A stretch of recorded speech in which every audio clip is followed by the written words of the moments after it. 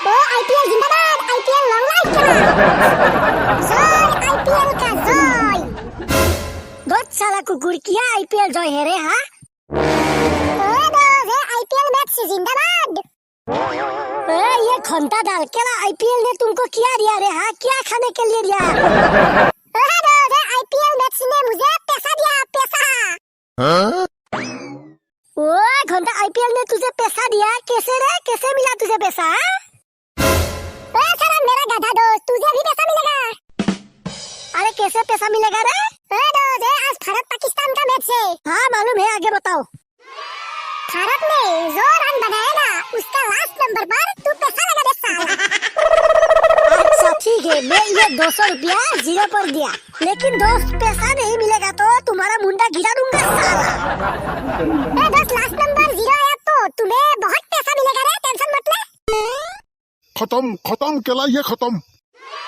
वो आईपीएल जिंदाबाद, आईपीएल का जीरो जिंदाबाद घंटा। all the अरे different मार ways a केला team मार can score a run. Zero मार And with केला, the game किसने often कहा रे decided तुमको on the 6 मारने smallest के of लिए? margins, जीरो remember, मार, 6 नहीं every चाहिए, run zero counts. Zero. Here we go, last ball. बहुत सारा लास्ट नंबर 5 मार दिया। ए साला कुकुर, साला बदमाश, टीवी किस लिए तोड़ दिया रे हाँ?